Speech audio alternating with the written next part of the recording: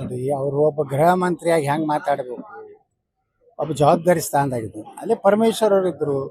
ಅವರು ಒಂದು ಯಾವ ರೀತಿ ಅವರು ಒಳ್ಳೆ ರೀತಿಯಿಂದ ಒಂದು ಅವ್ರ ಸಂಸ್ಕಾರ ಇತ್ತು. ಇವ್ರಿಗೆ ಏನು ನಮ್ಮ ಪ್ರಿಯಾಂಕಾ ಖರ್ಗೆ ಅವರಿಗೆ ಈ ರೀತಿ ಒಂದು ರೀತಿ ಅವ್ರಿಗೇನಾಗ್ಬಿಟ್ಟಿದೆ, ಅಧಿಕಾರ ವಯಸ್ಸು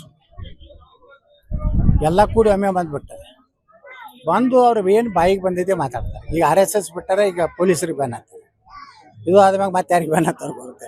ಸರ್, ವಿಜಯಪುರ ತಿಕೋಟ ಸೇರಿ ಹಾಸನ ಆ ಭಾಗದಲ್ಲಿ ಎಲ್ಲ ಕಡೆಯೂ ಪೊಲೀಸ್ ಪರೀಕ್ಷೆ ಸರಿಯಾಗಿ ನಡೆದಿಲ್ಲ. ಬಹಳ ಗೊಂದಲ ಆಗಿದೆ. ನೋಡಿ, ಬಹಳ ಗೊಂದಲ ಮಾಡಿದ್ದಾರೆ, ಉದ್ದೇಶಪೂರ್ವಕವಾಗಿ ಮಾಡಿದ್ದಾರೆ. ಇವರು ಇದೇ ಖರ್ಗೆ ಅವ್ರು ಹೇಳ್ತಿದ್ರಿಂದ PSI ಹಗರಣ ಆಗೈತೆ. ಈಗ ಅವರೇ ಗೃಹ ಮಂತ್ರಿದ ತನಿಖೆ ಮಾಡಿಸ್ಲಿ, CBI ಕೊಡ್ಲಿ. ಯಾರ್ಯಾರು ಅದಾರ, BJP ಯಾರು ಅದಾರ, ಕಾಂಗ್ರೆಸ್ನವ್ರು ಯಾರು ಅದಾರ, ಅದು ಹೊರಗೆ ಬೀಳ್ತದೆ. PSI ಹಗರಣ ಅಂತೇಳಿ ಇವರೇ ವಿಧಾನಸಭೆಯಲ್ಲಿ ಜೋರು ಮಾತಾಡ್ತಿದ್ರು ಹಿಂದೆ ವಿರೋಧ ಪಕ್ಷದಾಗ. ಈಗ ಅವರೇ ಗೃಹ ಮಂತ್ರಿಗಳೇ ಸ್ವತಃ ಅದಾರ ಮತ್ತು ಪವರ್ಫುಲ್ ಗೃಹ ಮಂತ್ರಿ. ಅವ್ರೇನು ಮುಖ್ಯಮಂತ್ರಿಗೂ ಕೇರ್ ಮಾಡಬೇಕು ಅವಶ್ಯ ಇಲ್ಲ. ಯಾಕಂದ್ರೆ ಅವ್ರ ತಂದೆಯವರು ರಾಷ್ಟ್ರೀಯ ಅಧ್ಯಕ್ಷರದಾರ ಕಾಂಗ್ರೆಸ್. ಅದು ಏನಾರ ಅವ್ರ ಬಳಿ ತಾಕತ್ತಿತ್ತಂದ್ರೆ ಆ ಎಲ್ಲ ತನಿಖೆ ಮಾಡಲಿ.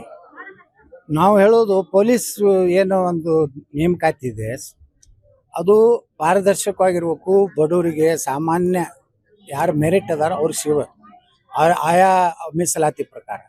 ಆದರೆ ಗೃಹ ಮಂತ್ರಿಗಳು ನಡ್ಕೊಂತ ರೀತಿ, ಅವ್ರು ಗೃಹ ಮಂತ್ರಿ ಕೆಲಸನೇ ಮಾಡ್ತಾ ಇಲ್ಲ, ಬರೀ ಪ್ರಚೋದನೆ, ಅವರೇ ಪ್ರಚೋದನೆ ಮಾಡ್ಲಕತ್ತಾರ.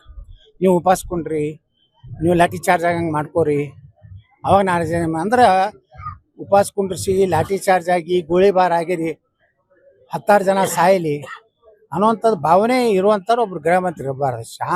ಗೃಹ ಮಂತ್ರಿಗಳ ಕೆಲಸನ ಶಾಂತತೆನ ರಾಜ್ಯದಲ್ಲಿ ಕಾಪಾಡಲಿಕ್ಕೆ ಏನೇನು ಒಳ್ಳೆ ಮಾತುಗಳು ಹೇಳ್ಬೇಕು ಅದು ಹೇಳೋದು ಬಿಟ್ಟು ಹಿಂಗೆ ಹೇಳ್ಕೋತ ಕೂತ್ರೆ ಇವ್ರು ಗೃಹ ಮಂತ್ರಿ ಕೆಲಸ ಮಾಡೋದು ಬಿಟ್ಟು ಇಂಥದ್ದು ಪ್ರಚೋದನೆ ಮಾಡ್ತಾರಂದ್ರೆ ಇವ್ರ ಮೇಲೆ ಮೊದಲನೇ ಕೇಸ್ ದಾಖಲಾಗ್ತದೆ.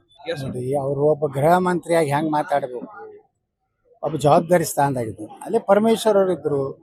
ಅವರು ಒಂದು ಯಾವ ರೀತಿ ಅವರು ಒಳ್ಳೆ ರೀತಿಯಿಂದ ಒಂದು ಅವ್ರ ಸಂಸ್ಕಾರ ಇತ್ತು. ಇವ್ರಿಗೆ ಏನು ನಮ್ಮ ಪ್ರಿಯಾಂಕಾ ಖರ್ಗೆ ಅವರಿಗೆ ಈ ರೀತಿ ಒಂದು ರೀತಿ ಅವ್ರಿಗೇನಾಗ್ಬಿಟ್ಟಿದೆ, ಅಧಿಕಾರ ವಯಸ್ಸು ಎಲ್ಲ ಕೂಡಿ ಒಮ್ಮೆ ಬಂದ್ಬಿಟ್ಟದೆ. ಬಂದು ಅವ್ರು ಏನು ಬಾಯಿಗೆ ಬಂದಿದೆ ಮಾತಾಡ್ತಾರೆ. ಈಗ RSS ಬಿಟ್ಟಾರೆ, ಈಗ ಪೊಲೀಸರಿಗೆ ಬ್ಯಾನ್ ಆಗ್ತಾರೆ. ಇದು ಆದ್ಮ್ಯಾಗ ಮತ್ತೆ ಯಾರಿಗೆ ಬ್ಯಾನ್ ಆಗ್ತಾರೆ ಬರುತ್ತೆ. ಸರ್, ವಿಜಯಪುರ ತಿಕೋಟ ಸೇರಿ ಹಾಸನ ಆ ಭಾಗದಲ್ಲಿ ಎಲ್ಲ ಕಡೆಯೂ ಪೊಲೀಸ್ ಪರೀಕ್ಷೆ ಸರಿಯಾಗಿ ನಡೆದಿಲ್ಲ. ಬಹಳ ಗೊಂದಲ ಆಗಿದೆ. ನೋಡಿ, ಬಹಳ ಗೊಂದಲ ಮಾಡಿದ್ದಾರೆ, ಉದ್ದೇಶಪೂರ್ವಕವಾಗಿ ಮಾಡಿದ್ದಾರೆ. ಇವರು ಇದೇ ಖರ್ಗೆ ಅವ್ರು ಹೇಳ್ತಿದ್ರಿಂದ PSI ಹಗರಣ ಆಗೈತೆ. ಈಗ ಅವರೇ ಗೃಹ ಮಂತ್ರಿದ ತನಿಖೆ ಮಾಡಿಸ್ಲಿ, CBI ಕೊಡ್ಲಿ. ಯಾರ್ಯಾರು ಅದಾರ, BJP ಯಾರು ಅದಾರ, ಕಾಂಗ್ರೆಸ್ನವ್ರು ಯಾರು ಅದಾರ, ಅದು ಹೊರಗೆ ಬೀಳ್ತದೆ. PSI ಹಗರಣ ಅಂತೇಳಿ ಇವರೇ ವಿಧಾನಸಭೆಯಲ್ಲಿ ಜೋರು ಮಾತಾಡ್ತಿದ್ರು ಹಿಂದೆ ವಿರೋಧ ಪಕ್ಷದಾಗ. ಈಗ ಅವರೇ ಗೃಹ ಮಂತ್ರಿಗಳೇ ಸ್ವತಃ ಅದಾರ ಮತ್ತು ಪವರ್ಫುಲ್ ಗೃಹ ಮಂತ್ರಿ. ಅವ್ರೇನು ಮುಖ್ಯಮಂತ್ರಿಗೂ ಕೇರ್ ಮಾಡಬೇಕು ಅವಶ್ಯ ಇಲ್ಲ.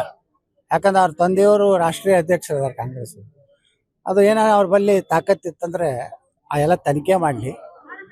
ನಾವು ಹೇಳೋದು ಪೊಲೀಸ್ ಏನೋ ಒಂದು ನೇಮಕಾತಿ ಇದೆ, ಅದು ಪಾರದರ್ಶಕವಾಗಿರ್ಬೇಕು. ಬಡವರಿಗೆ, ಸಾಮಾನ್ಯ ಯಾರು ಮೆರಿಟ್ ಅದಾರ ಅವ್ರಿಗೆ ಸಿಗಬೇಕು ಆಯಾ ಮೀಸಲಾತಿ ಪ್ರಕಾರ. ಆದರೆ ಗೃಹ ಮಂತ್ರಿಗಳು ನಡ್ಕೊಂತ ರೀತಿ, ಅವ್ರು ಗೃಹ ಮಂತ್ರಿ ಕೆಲಸನೇ ಮಾಡ್ತಾ ಇಲ್ಲ, ಬರೀ ಪ್ರಚೋದನೆ, ಅವರೇ ಪ್ರಚೋದನೆ ಮಾಡ್ಲಕತ್ತಾರ. ನೀವು ಉಪಾಸ್ಕೊಂಡ್ರಿ, ನೀವು ಲಾಠಿ ಚಾರ್ಜ್ ಆಗಂಗೆ ಮಾಡ್ಕೋರಿ, ಅವಾಗ ನಾಳೆ ಜನ ಅಂದ್ರೆ ಉಪವಾಸ ಕುಂಡ್ರಿಸಿ ಲಾಠಿ ಚಾರ್ಜ್ ಆಗಿ ಗೋಳಿಬಾರ್ ಆಗಿರಿ, 10 ಜನ ಸಾಯಲಿ ಅನ್ನುವಂಥದ್ದು ಭಾವನೆ ಇರುವಂಥವ್ರು ಒಬ್ರು ಗೃಹ ಮಂತ್ರಿ ಇರಬಾರ್ದು. ಗೃಹ ಮಂತ್ರಿಗಳ ಕೆಲಸನ ಶಾಂತತೆನ ರಾಜ್ಯದಲ್ಲಿ ಕಾಪಾಡಲಿಕ್ಕೆ ಏನೇನು ಒಳ್ಳೆ ಮಾತುಗಳು ಹೇಳ್ಬೇಕು ಅದು ಹೇಳೋದು ಬಿಟ್ಟು ಹಿಂಗೆ ಹೇಳ್ಕೋತ ಕೂತ್ರೆ ಇವ್ರು ಗೃಹ ಮಂತ್ರಿ ಕೆಲಸ ಮಾಡೋದು ಬಿಟ್ಟು ಇಂಥದ್ದು ಪ್ರಚೋದನೆ ಮಾಡ್ತಾರಂದ್ರೆ ಇವ್ರ ಮೇಲೆ ಮೊದಲನೇ ಕೇಸ್ ದಾಖಲಾಗ್ತದೆ.